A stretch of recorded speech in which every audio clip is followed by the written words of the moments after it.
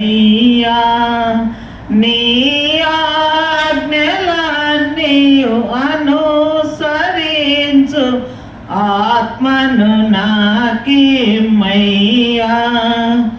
నీ సన్నిధి నిలుపు నాలో నీ సన్నిధి నిలుపు.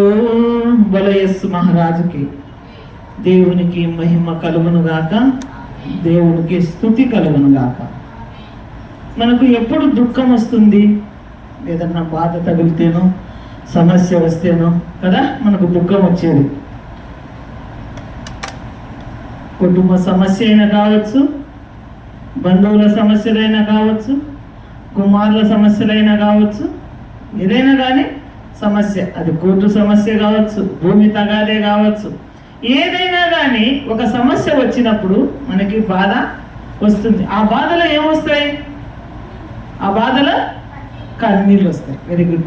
ఆ బాధలో కన్నీళ్ళు వస్తాయి మనకి. ఎందుకంటే మనకి మనసుకు బాధ తగిలింది కాబట్టి ఆ బాధలో కన్నీళ్ళు వస్తాయి.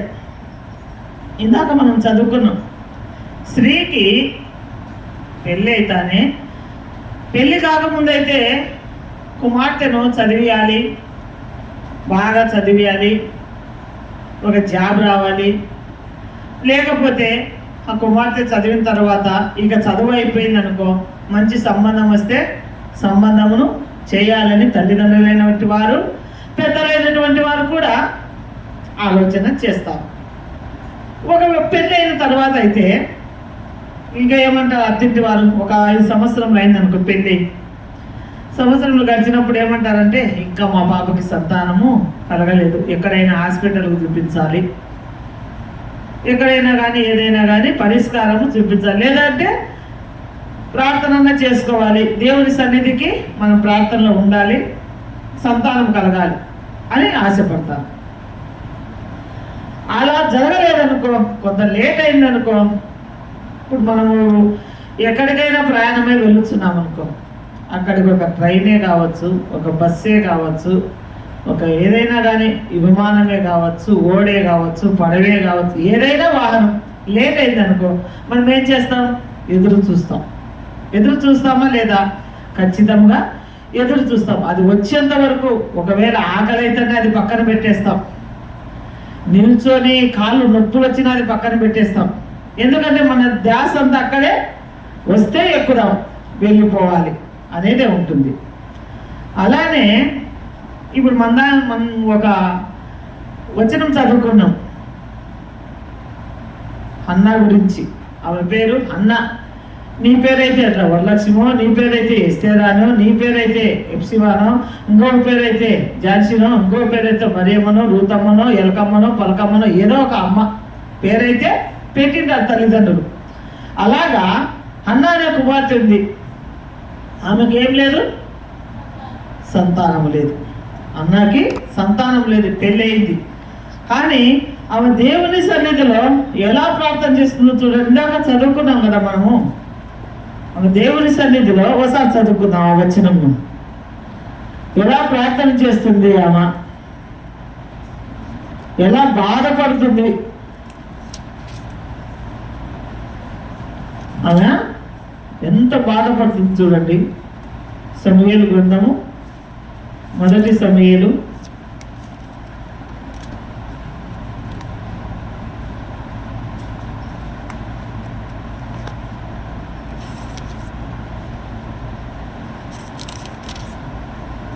చదువుకున్నాం, ఓసారి చదువుకున్నాం. సమూయేలు గ్రంథము, మొదటి సమూయేలు గ్రంథము, మొదటి అధ్యాయము 9వ వచనం చదువుకున్నాం. 9వ వచనం, 9వ వచనం చదువుకుందాం. ఎవరైనా చదివించగలని.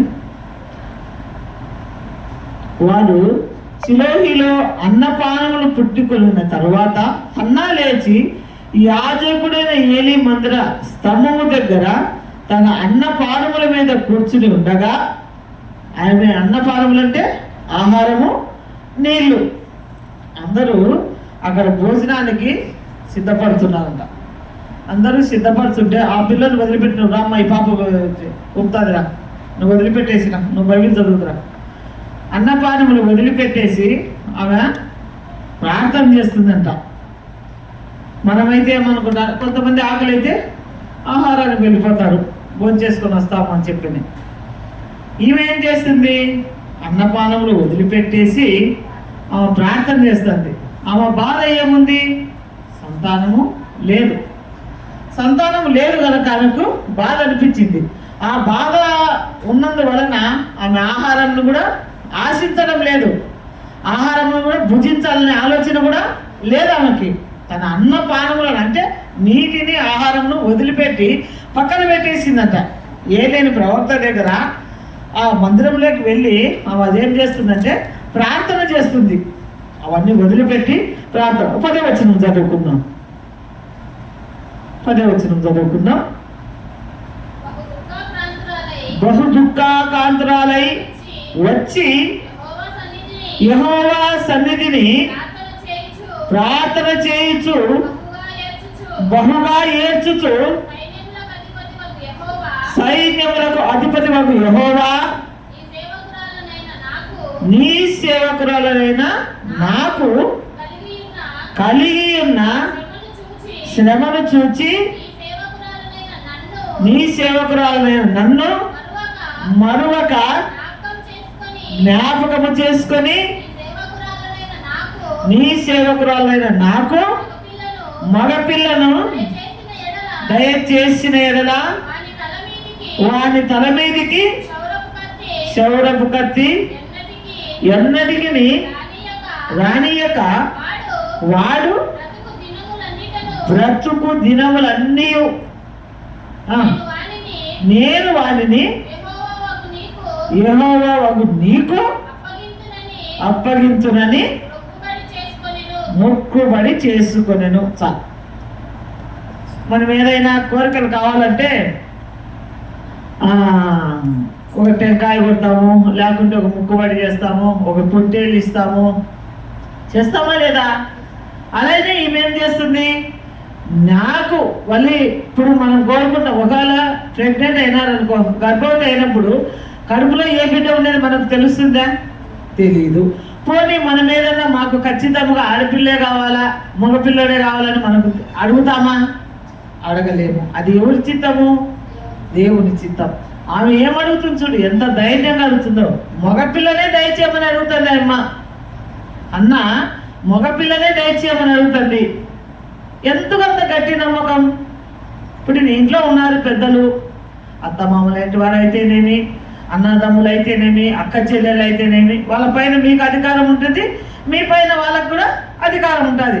నువ్వేమనొచ్చు? ఖచ్చితంగా మీ అన్నే ఉన్నాడు అనుకోండి, మీ తల్లే ఉంది, మీ తండ్రే ఉంది, నాకు ఇదైతే ఖచ్చితంగా కావాలి అని అడుగుతారా లేదా? మీరు పుట్టింటికి పోయినప్పుడు అంటే ఒక తండ్రిని అడిగే అధికారము తన సంతానములకు ఉంటుంది.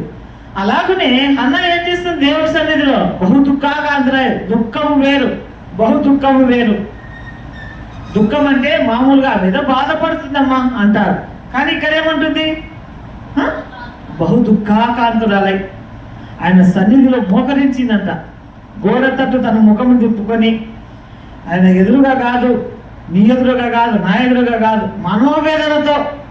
కొంతమంది మనోవేదన ఉన్నప్పుడు ఎక్కి ఎక్కి ఏడుస్తారు, బాధతో ఏడుస్తారు. ఏడ్చడం వేరు, వెక్కి వెక్కి ఏడ్చడం వేరు. వర్షం వేరు, ఇంకో పేరు ఉంటుంది చూడ వర్షానికి, ఏమంటారు? ప్రచండ వర్షం అంటారు, లేకుంటే వర్షం ఎక్కువ వస్తుంది ఉరుములు మెరుపులతో అంటారు. అట్లాగా దుఃఖము వేరు, బహు దుఃఖము వేరు. గోడ తట్టు తన ముఖం తిప్పుకొని, ఆమె ఏమన్నా ఇక్కడ తిప్పలేదా? ముఖము తిప్పగలదు, కానీ ఆమెకి ఏముంది? దేవుని పట్ల ఆమెకి ఏముంది?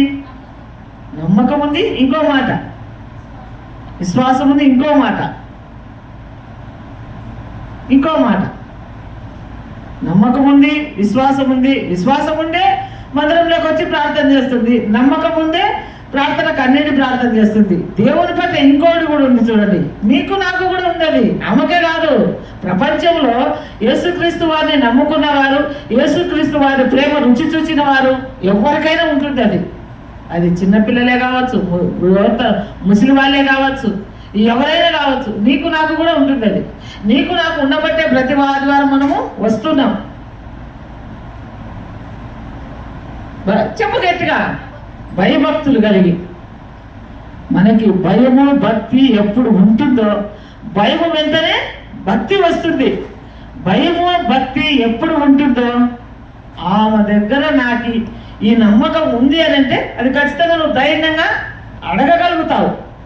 అంటే ఇప్పుడు ఆమెకు హన్నాకి భయం ఉంది, భక్తి ఉంది, మీరు అన్నట్లు విశ్వాసం కూడా ఉంది. ప్రతిసారి ఆమె ప్రార్థన చేస్తూనే ఉంది. కానీ ఆమెకు ఎందుకు కలగలేదంటారు సంతానం? చెప్పాలి, ఎందుకు కలగలేదంటారు సంతానం? ఏ మనిషికైనా, ఒక స్త్రీ కావచ్చు, పురుషుడే కావచ్చు, ఎవరైనా కానీ కొంచెం సమయం పడుతుందని చెప్పాను నేను ఫస్టే. నువ్వు బస్సుకు వెళ్ళినా, ట్రైన్కి వెళ్ళినా, విమానానికి వెళ్ళినా, ఎక్కడికి వెళ్ళినా కొంచెం ఆలస్యం అవుతుంది. ఒకవేళ ఆలస్యంలో మనం ఎదురు చూస్తామని చెప్పానా? అలాగనే ఈమెకు కూడా, హన్నా గారికి కూడా ఆలస్యమైంది. సంతానం కలుగుట కొంచెం ఆలస్యమైంది. ఆ ఆలస్యానికి ఆమె ఏం చేస్తుంది? ప్రార్థన చేస్తుంది. బహు దుఃఖాకాంతురాలే. గోడ తట్టు తన మొహం దుప్పుకొని, నువ్వు వినాలనో, నేను వినాలనో, సంఘంలో విశ్వాసులు వినాలనో, లేకుంటే సంఘంలో సేవకురాలు వినాలనో, సేవకుడు వినాలనో, అట్లా చేయలే. తన మనస్సులోనే బహు దుఃఖాకాంతురాలే ప్రార్థన చేస్తుంది. వేదనతో, రోదనతో, ఏడుస్తూ, కన్నీళ్లు విడుస్తూ ప్రార్థన చేస్తుంది. కానీ అక్కడ ఉన్న ఒక సేవకుడు ఏమంటున్నాడు చూడండి.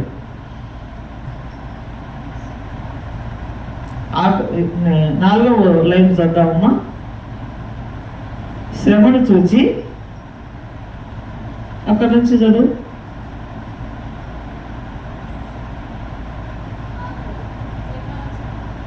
అదే 11వ వచనమే.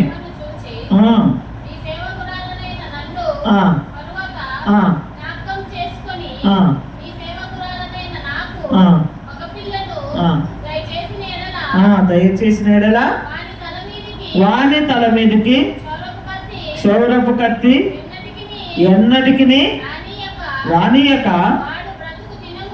వాడు బ్రతుకు దినములన్నిటినీ నేను వానిని యెహోవాకు నీకు అప్పగింతునని మొక్కుబడి చేసుకున్నారు. ఆ మొక్కుబడి చేస్తుంది. నాకు ఒక మగపిల్లని ఇచ్చినావు అనుకో దేవా నువ్వు, నేను ఎందుకంటే భయభక్తులు కలిగి నీ సన్నిధిలో విశ్వాసంతో నేను ప్రార్థన చేస్తున్నాను. నాకు ఒక మగపిల్లని ఇచ్చినావంటే వాడు బ్రతుకు దినములని, నువ్వు ఇవ్వగలవు నీ కొడుకు గురించి గ్యారంటీ, నువ్వు ఇవ్వగలవు నీ కుమార్తె గురించి గ్యారంటీ. నేను ఇవ్వగలనా? ఎవరికైనా ఇప్పుడు గ్యారెంటీ ఇవ్వగలనా? నా కుమార్తె ఇలా పోతుంది, నా కుమార్తె ఇలా చేస్తుంది, ఖచ్చితంగా నేను చేపిస్తాను గ్యారెంటీ ఇవ్వగలమా మనము? ఇవ్వలేము. కానీ అన్న మాత్రం నాకు మగపిల్లలు ఇస్తే వాడు బ్రతుకు దినములన్నీ యెహోవా నాకు నీ సన్నిధిలో నేను ఉంచుతాను అంటుంది ఆమె. ఎంత గట్టి విశ్వాసం ఆమెకి, ఎంత నమ్మకం. నేను ఖచ్చితంగా నీకు సొమ్ము ఇస్తాను, నేను ఖచ్చితంగా నేను శ్రమలు ఆదుకుంటాను అని ఒక మనిషి మనకు ధైర్యం చెప్పింది అనుకో, మనకి ఎంత సంతోషం. చూడు ఆమె నమ్మకం, చూడండి ఆమె నమ్మకం చూడండి. వాడు బ్రతుకు దినముల, వాడు ఒకవేళ వయసులోనో బుద్ధి వచ్చినప్పుడు ఏమైపోతానని కూడా ఆమెకు ఆలోచన రాలే. నేను మాట ఇస్తే దేవుని సన్నిధిలో తప్పిపోతానేమో అనే భయం కూడా లేదు ఆమెకు. ఎందుకంటే యెహోవా సన్నిధిలో నేను ఉన్నాను, యెహోవా సన్నిధిలో నేను ఉన్నాను కనుక ఆయన నేను అడిగిన వాటికంటే, నేను ఊహించిన వాటికంటే అత్యధికంగా సహాయం చేయగలిగిన దేవుడు అని ఆయన నమ్మకం. కష్టమైన, బాధ అయినా, సమస్య అయినా, ఇరుకైనా, ఇబ్బంది ఏదైనా, ఆల్మోస్ట్ ఏదైనా కానీ, అది బయట సమస్య కావచ్చు, కుటుంబ సమస్య కావచ్చు, స్నేహితుల సమస్య కావచ్చు, ఏదైనా కానీ ఆయన సన్నిధిలో మొరపెట్టి అడిగితే ఖచ్చితంగా ఆయన తీర్చగలడు. ఎంత నమ్మకం. నువ్వు నేను చెప్పగలమా? చెప్పగలం. నీ భర్తకు గట్టి నమ్మకం అని చెప్పగలమా? నా భర్త నేను తీసుకొని వస్తాను మందిరానికి అని చెప్పగలం. నా కూతుర్ని తీసుకొని వస్తాను చెప్పగలం. 1, 2 గంటలు 3 గంటలకే మనము నమ్మకం లేక బ్రతుకుతుంటే అన్న ఎలా ప్రార్థన చేస్తుంది చూడండి. వాడు బ్రతుకు దినములు అన్నీ ఒకరోజు కాదు, 1 సంవత్సరం కాదు, ఎన్నేళ్ళు 60-70 సంవత్సరాల మానవునికి ఆయుష్ అని బైబిల్లోనే ఉంది. వారి బ్రతుకు దినములన్నీ మరి ఏమంటుంది, వారి తల మీదకి క్షౌరపు కత్తి, అంటే మనం కటింగ్ చేపిస్తాం కదా, అలా కూడా చేపినంటుంది ఆమె. ఎంత నమ్మకం, ఎంత నమ్మకం చూడు ఆమెకు బైబిల్ దేవుని పట్ల ఎంత నమ్మకం. ఆ నమ్మకం నీకు నాకు ఉండాలా లేదా? ఉండాలి. ఆ నమ్మకం ఉన్నప్పుడే ఖచ్చితంగా మనకు నెరవేరుతాయి. ఆయన ఏలి అంటున్నాడు, అమ్మ మత్తురాలై. మత్తు అంటే ఎట్లా వస్తుంది? ఏదన్నా తాగితే మత్తు ఉంటుంది కదా, వీడేమన్నా తాగుడు పోతాడా, మత్తుగా ఉన్నాడు అంటారే. ఆయన ఏమంటున్నాడు, అమ్మ ఏలి ప్రవక్త సన్నిధులు, దేవుని సన్నిధిలో ఉండి, ఎందుకమ్మా అంత మత్తురాలై నువ్వు ఏడుస్తున్నావు, ఏం తాగొచ్చినావు, ఏం తినొచ్చినావు, ఎలా ఉన్నావు నువ్వు అని ఆమెను అడుగుతున్నాడు ఆయన, ఏలి ప్రవక్త. ఆమె ఏం చెప్తుంది చూడండి, చూడండి ఆ 12వ వచనం చదువు ఒకసారి. ఆమె మత్తురాలై ప్రార్థన చేసి, చూడండి మనం చెప్పే మాట కాదు, పరిశుద్ధ గ్రంథంలోనే ఉంది ఇది. ఆమె ఎంత శ్రమ పడిందో, ఎంత బాధపడిందో, ఎంత వేదన పడిందో చూడు. మనం చెప్పే మాటలు కాదు, ఈ పరిశుద్ధ గ్రంథంలోనే ఉన్నాయి. మనం కల్పించి చెప్పడమో, ఒకటి యాడ్ చేసి చెప్పడమో కాదు, అది పరిశుద్ధ గ్రంథంలోనే ఉన్నాయి. చదవమ్మా 12వ వచనం. ఏలి చూడు, ఆమె నోరు కనిపెడుతున్నారంట. ఇప్పుడు ఎవరైనా చిన్నపిల్లలు స్కూల్లో వెళ్ళినప్పుడు బాగా తిండి తింటారు, అప్పుడు టీచర్స్ చూడకోకుండా వాళ్ళు ఏం చేస్తారు, లోపల చిన్నగా నమిలేస్తుంటారు. నమిలి ఆ కవర్ తీసేసి బ్యాగ్లో పెట్టుకుంటారు. ఏమ్మా నువ్వు పెట్టుకుంటావా లేదా? ఆ బ్యాగ్లో ఈవిడ కూడా అఖిల్ కానీ చిన్న బ్యాగ్లో పెట్టుకుంటారు. అంటే వాళ్ళు చూడకూడదనే కదా. కానీ ఏలి మాత్రం చూస్తున్నాడంట. చదువు. ఏలయనగా అన్న తన మనస్సులోనే, వీటికి చెప్పలే, నీకు వినపచ్చేటట్టు చెప్పలే, నాకు వినపచ్చేటట్టు చెప్పలే, ఏలి ప్రవక్తకి వినపచ్చేటట్టు చెప్పలే, ఇరుగు పొరుగువారికి వినపచ్చేటట్టు చెప్పలే, ఎవరికి చెప్పలే, తన మనస్సులోనే. చదువు.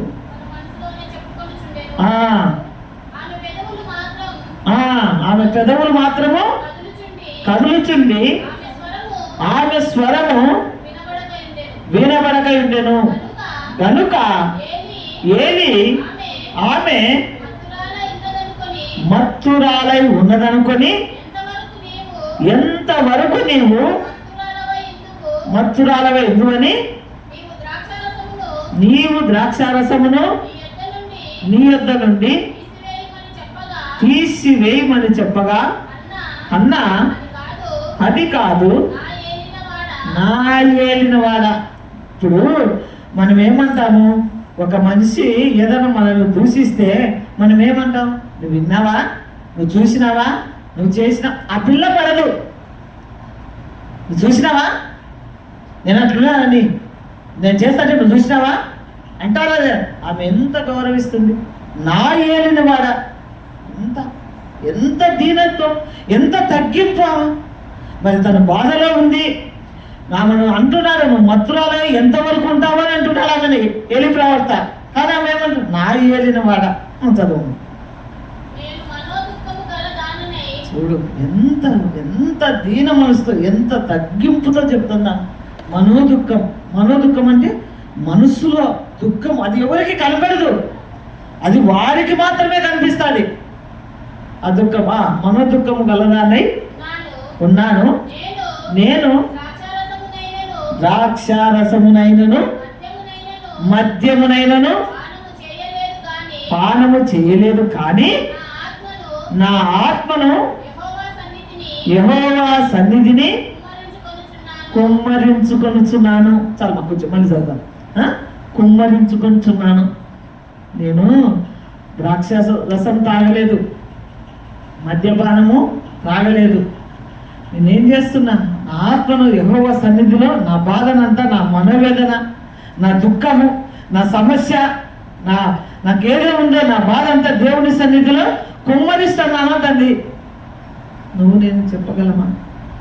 ఏం మాట్లాడతావమ్మా నువ్వు? నా బాధ నాకుంది, నువ్వు మాట్లాడితే నేను పడాలా? నేనేం చేసినానో నువ్వు మాట్లాడతావమ్మా అంటారా లేదా? ఎంత ఎంత తగ్గింది. ప్రతి ఒక్క అక్షరము బైబిల్లో మనకి ఇంకా తెలియదు, కానీ ప్రతి ఒక్క అక్షరము మర్మాలతో కూడినది. ఎంత ఎంత దీన మనసు. ఆమెకు దుఃఖం ఉంది, ఏడుస్తుంది, సంతానము లేదు, కానీ ఆయన మాత్రం నువ్వు మధురాలైనా ఉన్నావే, నువ్వేం ద్రాక్షారసం తాగినావా, మద్యపానం తాగినావా అని అంటే ఆమె ఏమన్నా, నా ఏలినవాడ. ఎంత బాగా చెప్తాడు, నా ఏలినవాడ, నేను ద్రాక్షారసం తాగలేదయ్యా, మద్యపానము తాగలేదు. నా మనోవేదన, నా మనో దుఃఖము అది ఎవరికి కనిపించదు, అది నీకు మాత్రమే తెలుసు, ఆ దేవుడికి మాత్రమే తెలుస్తుంది. ఆ మనోవేదన అనేది, ఆ దుఃఖం అనేది, ఒకవేళ ఏడిస్తే దుఃఖపడుతుంది అనుకుంటా, మనోవేదన వేరు, దుఃఖము వేరు, దుఃఖాకాంతరాలై. ఎంత దీనము, ఎంత గొప్ప మనస్సు కలిగి ఆమె దేవుడిని ప్రార్థిస్తుంది. మనమైతే అక్కడ జరిగిపోతే ఏమంటాం, దేవుడు నాకు తీర్చిన. ఇప్పుడు మా పాపే ఉంది, దూరు పోయి చాలా పోయి కానికి వేసి వచ్చినావా, వేసి వచ్చింది. అప్పుడేమైంది, 10th క్లాస్ నేను పాస్ అయితే ఖచ్చితంగా నేను దూరులో 1000 రూపాయలు కానికేస్తానైనా శాలలో అని చెప్పి మొక్కుకున్నాంట. పాస్ అయింది, వేసింది. ఇప్పుడు బైబిల్ చదవగలుగుతుందా అంటే ఆ పాపకి అవసరం ఉన్నంత వరకే. నేను పాస్ అయితే చాలు నీ కానికేస్తా అంటే దేవుడు ఆమె డబ్బు కోసం ఆశపడుతున్నాడా? కాదు కదా. మనము తెలుసుకోవాలి, ఎవరైనా కానీ మనం డబ్బు కోసం ఆయన ఐశ్వర్యవంతుడు, ఆశ్చర్యకారుడు, అద్భుత ఆశ్చర్యకార్యాలు చేయవారు. ఇప్పుడే మీ పొద్దున్న లేస్తే అమ్మా ప్రార్థన ఎందుకు? నువ్వు పాస్ కావాలని కదా. దేవుడి భయభక్తి ఉందా నీకు? ఉన్నది అనుకుందాం, నీ మనసులో పాటలు పాడతావు, అది బయటికి బహిరంగంగా అనిపించు. ఒకవేళ నువ్వు అనొచ్చు, దేవుడు వింటున్నాడులేమ్మా అనొచ్చు. దేవుడు వినాలి, మనుషులు కూడా వినాలి. ఒక అమంటది, దేవుని దయ మనుషుల దయందును దేవుని దయ సమయాలు వర్తుల్చుండేను అంటుంది. అంటే మనుషుల దయ కావాలి, ఈ లోకంలో బ్రతికినంత వరకు మనుషుల దయ కూడా కావాలి, దేవుని దయ కూడా కావాలి. ఆ రెండు ఉంటేనే మనకి ఏం చేస్తుంది, దేవుడు కనికరిస్తాం. బలయస్సు మహారాజుకి దేవునికి మహిమ కలుగును గాక అన్న ప్రార్థన అది. ఇంకొక స్త్రీ ఉంది, 12 సంవత్సరముల నుంచి బాధపడుతుంది.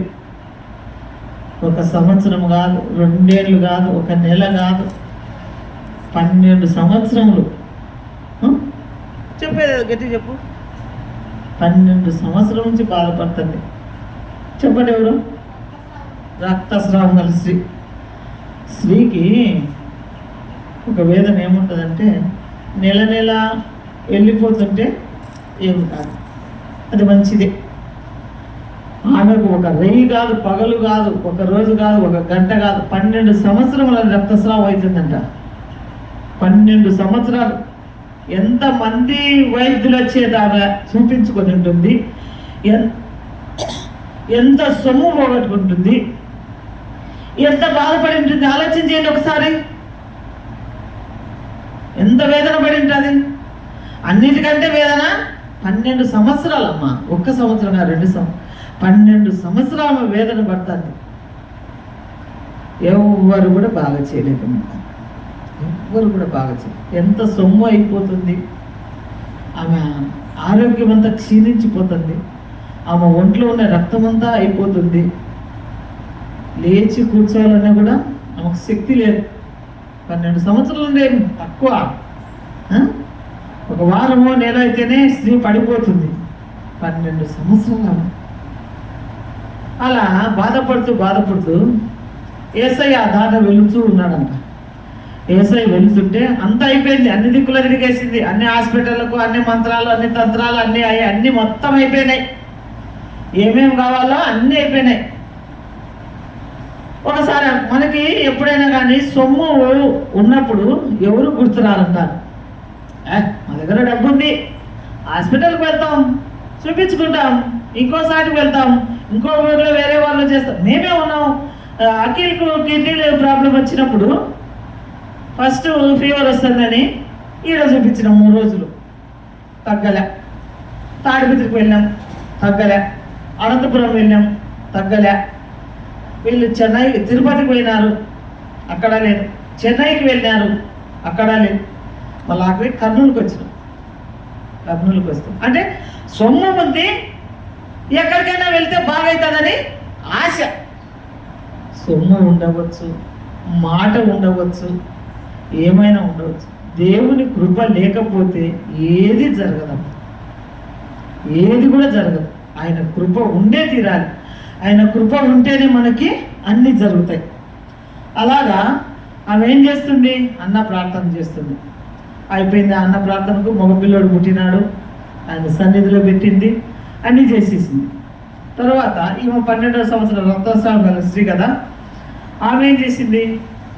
ఆ దారిన ఏసై వెళుతుంటే అక్కడికి అందరు గుంపులుగా పోతున్నారంట. గుంపులుగా పోతుంటే ఈమె కూడా వెళ్ళిందంట. ఎట్లా? అన్నాకేముంది చెప్పండి? మీరు చెప్పినారు ఇంతవరకు. అన్నాకేమున్నది? విశ్వాసం ఉన్నది. విశ్వాసం. ఆమె కూడా ఆ విశ్వాసంతోనే యేసయ్య ఆ దారిన వస్తున్నాడు. ఆయన వస్త్రం ముట్టితే నేను బాగైపోతానని నమ్మకంతో ఆ గుంపులో అందరు ఉన్నారు. ఈమెకు శక్తి లేదు. 12 సంవత్సరాలు అంటే ఏం తక్కువ మాటలా? పోయింది. చిన్నగా మందులు దూరి అట్లా దూరి చిన్నగా వాళ్ళని తోసి వీళ్ళని తోసి ఏదో ఆమె బాధ ఆమె పడి ఆయన దగ్గర పోయి ఇట్లా వస్త్రం అట్లా ముట్టింది, అట్లా టచ్ చేసింది, అంతే బాగైపోయింది. ఏమన్నా సొమ్ము ఖర్చు అయిందా? ఒక ఇంజక్షన్ వేయించుకుందా? ఆయన దగ్గర ఒక ట్యాబ్లెట్ మిగిలిందా? ఏమీ లేదు. విశ్వాసమే ఆయన అట్లా ముట్టేసి బాగా. అప్పుడు ప్రభువు, నువ్వున్నావు నేనున్నాను, మనం ఏమైనా ప్రభువుని అడగాలంటే అడుగుతుంటే ఆయనకు తెలీదా? నువ్వెవరో నేనెవరో తెలీదా? నీ ప్రార్థన ఏదో నా ప్రార్థన ఏదో తెలీదా? నీ అవసరం ఏదో నా అవసరం ఏదో తెలీదా? నీ అక్కర్లు తెలవా? నీ అవస్థలు తెలవా? నీ బాధలు తెలవా? నీ సమస్యలు తెలవా? అన్నీ తెలుసు ఆయనకి. చూస్తున్నాను. అందరూ ఆ బాగా పక్కన నిలబడుకుందంట. ఎవరో నన్ను ముట్టినారు, నా వస్త్రం ముట్టిందని ప్రభు అంటున్నాంట శిష్యులు అంటున్నారు, ప్రభా ఇంతమంది జనం తోసుకుంటూ వస్తున్నారయ్యా, ఎవరు ముట్టారని చెప్పగలను ప్రభా అని శిష్యులు అంటే, దేవుడు లేదు, నాలో నుంచి ప్రభావం ఒక స్త్రీకి వెళ్ళింది, నన్ను ముట్టినారు అంటే ఏమొచ్చి, ప్రభా నన్ను క్షమించిన, నేను కుమారి నువ్వు విశ్వాసం సమాధానం కలదానిపై వెళ్ళిపోయి ఇంటికి, ఇక నీకు ఆ రోగం రాదు. ఎవరైనా అట్లా నమ్మగలరా? మనము నమ్మగలమా? మన అవసరమైతే దేవా దేవా దేవా దేవా అని మొక్కుతాం. అవసరం లేకపోతే పోతాంలే, ఈ వారం లేకపోతే మన రేపు వారం చర్చికి పోతాం. ఒక్క ఆదివారము తప్పిస్తే మందిరానికి 1000 దినములతో సమానం అంట. 1000 దినములతో సమానం. అప్పుడు ఎన్ని నెలలు పడతారు చెప్పండి? ఐడియా అప్పుడే 1000 దినములతో సమానం అంట. ఒక ఆదివారం తప్పితే నెలకు 30 రోజులమ్మా. 1000 దినములు అంటే అట్లా మీకు ఐడియా రాలేదు, కానీ లెక్కశాతం చెప్పాలంటే కష్టమే, కానీ 1000 దినములతో సమానం అంట. టోటల్ చేస్తుంది. చేయి 1000 దినములు. ఒక ఆదివారము 24 గంటలు. 24 గంటలకి ఎక్కడ? 1000 దినములకు ఎక్కడ? అంటే దేవుడు ఒక ఆదివారంలోనే ఎన్ని ఆశీర్వాదాలు పెట్టాడు చూడండి. నువ్వు వచ్చి ఏమీ నట్టు తోగింది లేదు, ఎవరిని పొడిచింది లేదు, కష్టపడి ఇట్లా చెమట కార్చింది లేదు. వస్తే ఇంత దేవుని సేవ కసుదుతావు, బండలు కడుగుతావు, కూర్చుంటావు, అంతే కదా. కానీ నీకు అన్ని ఆశీర్వాదాలు వస్తున్నాయంటే ఏ సొమ్మిస్తే వస్తుంది? ఎంత డబ్బు ఖర్చు పెట్టుకుంటే వస్తుంది చెప్పు? 1000 దినములతో సమానం అంట. గొలయస్సు మహారాజుకి దేవునికి మహిమ కలుగునుగాక, దేవునికి స్తుతి కలుగునుగాక, దేవానికి స్తోత్రములు నాయన. అన్న అయిపోయింది, రక్తస్రావాన్ని స్త్రీ అయిపోయింది. ఇంకొకరు ఉన్నారు, ఇంకో స్త్రీ ఉంది, వ్యభిచారం చేత పట్టబడిన స్త్రీ. వ్యభిచారం చేత ఆమెకు ఎంతమంది పిల్లలు ఉంటే 5 మంది. వ్యభిచారం చేత పట్టబడే స్త్రీ ఉంది. నువ్వు నేను వ్యభిచారం చేస్తుంటే చూసి ఊరుకుంటాము? ఆమె ఇట్లాడిది, ఈమె ఇట్లాడిది, ఆయన ఇట్లావాడు, ఈమె ఇట్లావాడు అని వెలివేస్తాం. ఆ కాలంలో ధర్మశాస్త్రంలో అట్లా చేసిన వారిని రాళ్లతో కొట్టి చంపుతారండి.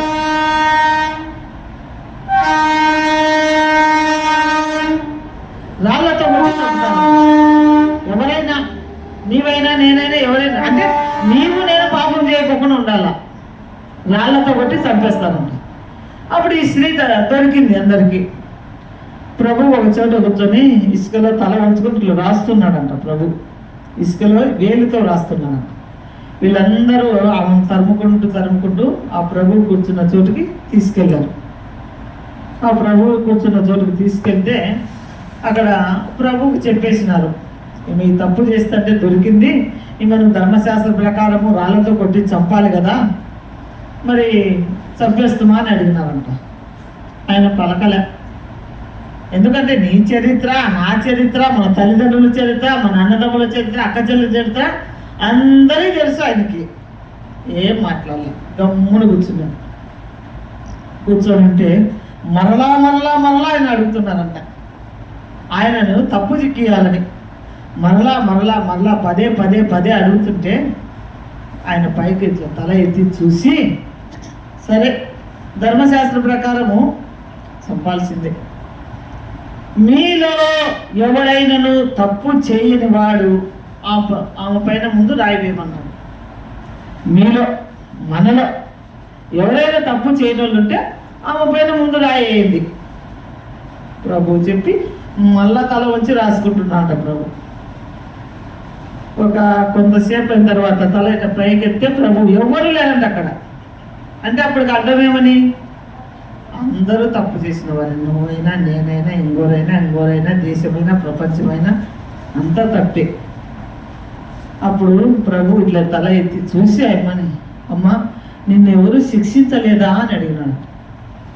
లేదు ప్రభు, నన్ను ఎవరు శిక్షించలేదయ్యా అని ఆమె కన్నీటితో బాధపడుతుంటే, నేను కూడా నిన్ను శిక్షించానమ్మా, నేను కూడా నిన్ను శిక్షించాను. ఎందుకంటే నేను ఈ లోకంలో పాపుల కోసమే వచ్చిన.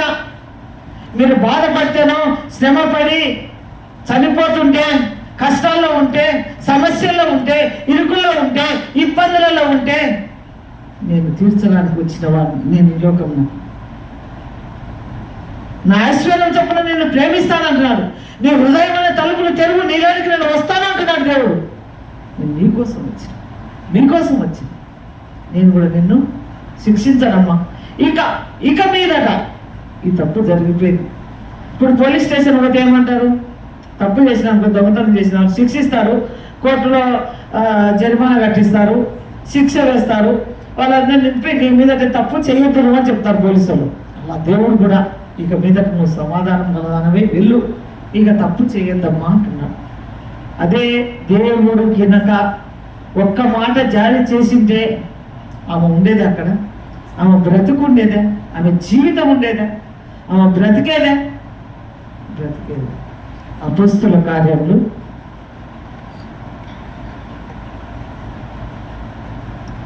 10వ అధ్యాయము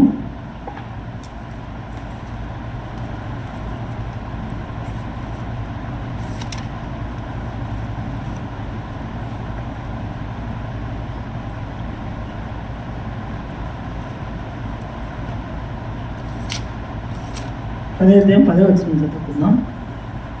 అపోస్తుల కార్యములు 10వ అధ్యాయం 10వ వచనం. అతడు మిక్కిలి ఆకలిగొని భోజనము చేయగోరెను. ఇంటివారు సిద్ధము చేయుచుండగా అతడు పరవశుడై ఆకాశము తెరవబడ్డయు 4 చెంగులు పట్టి పెద్ద దుప్పటి వంటి ఒక విధమైన పాత్ర భూమి మీదికి దిగు వచ్చుటయు చూచెను. పెద్ద పాత్ర అంట, అది భూమి మీదికి దిగి వస్తుందంట, అదంతా కదే దిగి వస్తుందంట. ఆకాశం అంత పాత్ర. ఒక చిన్న పాత్ర అయితే మనం ఎత్తుకోలేము, ఒక చిన్న నేలనైతే కనుక మళ్ళీ మనిషి మనకు సహాయం కావాలి. భూమి మీద దిగి వస్తుందంట పాత్ర, చిన్న పాత్ర పెద్ద పాత్ర దిగి వస్తుందంట భూమి మీదకి. అంటే దేవుని శక్తి ఉంది కనుక అక్కడ దిగి వస్తుంది. నీవైనా నేనైనా ఇంకా ఎవరైనా కానీ, ఈ ఊరే కావచ్చు, ఇంకా వేరే ఊరే కావచ్చు, ఎక్కడైనా కానీ ఒకవేళ దేవుని ఆశ్రయించకపోతే కష్టమే. వారి వారి దేవతలు ఎవరి ఇష్టం వాళ్ళది. నీకు నచ్చిన దేవుడు నీకు, నాకు నచ్చిన దేవుడు నీకు. ఎవరి నమ్మకం వారిది. కానీ ఇప్పుడు మనకు రోగం వచ్చింది, పలా హాస్పిటల్కి వెళ్తే బాగా అవుతుంది, పలా డాక్టర్ బాగా చూస్తారంటాం. అలానే ఈ కాలంలో చాలామంది ఏం చేస్తున్నారంటే, నేను అక్కడికి దేవుని సన్నిధికి వెళితే, దేవుని సన్నిధిలో నేను మొరపెడితే నేను బాగైపోతాననే నమ్మకంతో చాలామంది ఉన్నారు. ఆ నమ్మకమే ఆయనను స్వస్థపరిచింది. ఆ విశ్వాసం ఆయనను స్వస్థపరిచింది. ఆమె దుఃఖమే ఆయనకి కుమారుడు కలిగింది, హన్నాకి. అననీయ సబ్బీరా అని ఉన్నది, ఇద్దరు భార్య భర్తలు. ఇది అపొస్తలుల కార్యంలోనే ఉంది. అననీయ సబ్బీరాలు ఉన్నారు.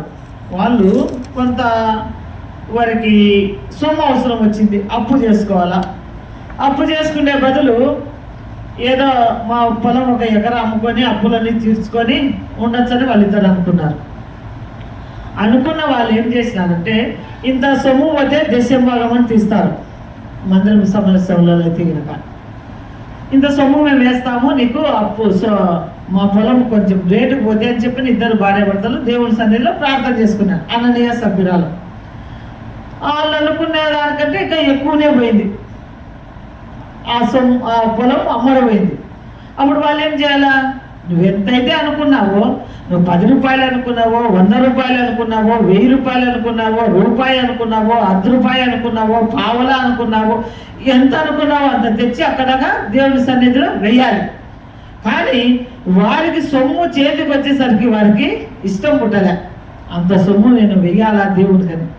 వాళ్ళిద్దరు ఏం చేసినారు, ప్రవక్త ఈయన అడిగితే కనుక ఇంతే పోయింది మన భూమి, పొలము అమ్మడిపోయింది అని చెప్పేసుకున్నారు. ఇద్దరు ఒక మాట మాట్లాడుకున్నారు, ఇద్దరు భార్యాభర్త అననీయ సభ్యురాలు. ఆయన అడిగినాడు దేవుని మందిరంలోకి వస్తే సేవకుడు, అమ్మా వరలక్ష్మి నీ సొమ్ము ఎంత పోయిందమ్మా, నీ భూమి ఎంత పడిపోయిందంటే, నువ్వు 1,00,000 పోయింది ఏమైనా, నాది 80,000కే పోయిందని అన్నది. చెప్పినాం. సరే అమ్మా సరే. ఆ దాంట్లో అంత కానికేసిపోయినా. ఈయన వేయకనే ఆ వాకిలి దాటకనే చనిపోయినాడు. అక్కడే చనిపోయినాడు. ఈమె మందిరంలో అంటే ఆయన బయటికి పోయి వాకిలి దాటకనే చనిపోయినాడు. ఆయన చనిపోయినది ఈమెకు తెలియదు భార్యకి. ఆమెను కూడా అడిగినారు ప్రవక్త, ఏమ్మా నీ భూమి అంతకే అయ్యా మేము, అంతే వచ్చింది, ఎక్కువ రాలే సొమ్ము. ఆమె వాకిట్లోనే పడి చనిపోయింది. అంటే దేవుని సన్నిధిలో ఆయన ఎంత కోరితే అంత ఇస్తాడు. అబద్ధము చెప్పకూడదంట, చెప్పకూడదు కూడా, కూడదంట కాదు, చెప్పకూడదు కూడా. శక్తి లేదనుకో, ప్రభు నేను ఇది 10 రూపాయలే ఇస్తాను, ఆయన ఇక 5 రూపాయలు ఇస్తా. అది లేదనుకో, నా దగ్గర లేదు ప్రభా, నువ్వే నన్ను కాపాడాలి, నాకే దిక్కు లేదు, నాకెవరు సహాయం చేసేవాళ్ళు లేరు, నన్ను ఆదరించేవాళ్ళు లేరు, నన్ను ఎవరు ఓదార్చేవాళ్ళు లేరు, నువ్వే సహాయం చేయాలని అడుగు, తప్పకుండా ఇస్తాడు ఆయన. ఆయన ఖచ్చితంగా కావాలనేది. ఆయన ధనవంతుడు, ఐశ్వర్యవంతుడు. ఆయన మనల్ని తీసుకుంటాడు, ఆయన మన సొమ్ము తీసుకుంటాడా? కాకపోతే దశమ భాగం అనేది 100కి 10 రూపాయలు ఇస్తారు. 100కి 10 రూపాయలు, 10 రూపాయలకు 1 రూపాయి, 100కి 10 రూపాయలు. అది మందిరాలలో ఎక్కడైనా ఉంది. ఒక విశ్వాసిగా ఉన్నప్పుడు నేను కూడా అదే, ఇప్పటికైనా కానీ నేను దశమ భాగము మాకు వచ్చిన కూలల్లో తీసి పక్కన పెట్టేస్తాను. ఎందుకంటే అది మన పద్ధతి. ఈరోజు మనం ఇచ్చినామనుకో, రేపు ఇంకా ఆశీర్వదిస్తాడు దేవుడు. ఈరోజు 100 రూపాయలు సంపించినామనుకో, 100 రూపాయలు 10 రూపాయలు వేసిపోయినాం. 10 రూపాయలు వేస్తే తక్కువ, మనకి తక్కువ వస్తుందా? 90 రూపాయలు మనం తిని 10 రూపాయలు దేవుడికి ఇస్తే తక్కువ వస్తుందా? తక్కువ. రేపు వారం నీకు 200 జరగచ్చు, పని 1000 రూపాయలు జరగచ్చు. అంటే దేవుడు 1000 రూపాయలు ఎంత ఇస్తావు? 100 రూపాయలు ఇస్తావు. 900 నువ్వే తింటావు కదా. వాళ్ళ దేవుడు అన్న సప్రియాలను కూడా ఆననీయ సప్రియాలను కూడా శిక్షించినాడని. అబద్ధము చెప్పకూడదు. నాకు శక్తి లేదు నాయన, నేను వేయలేను. నేను కొడతాడా దేవుడేమో, మన దగ్గర నుంచి లాక్కుంటాడా, దౌర్జన్యంగా లేదు కదా. ఆయన యుగానికే లోకానికి వచ్చినాడు, నీ కోసం నా కోసం ప్రాణం పెట్టేదానికే వచ్చినాడు ఆయన. ఇంకా ఆయన ఎందుకు తీసుకుంటాడు మన సొమ్ము? ఆయన ఎందుకు తీసుకుంటాడు మన సొమ్ము? తీసుకునేవాడు ఆ దేవుడు. దేవునికి మహిమ కలుగును గాక. ఈ వాక్యం దేవుడు దీవించి ఆశీర్వదించును గాక. ఆమేన్.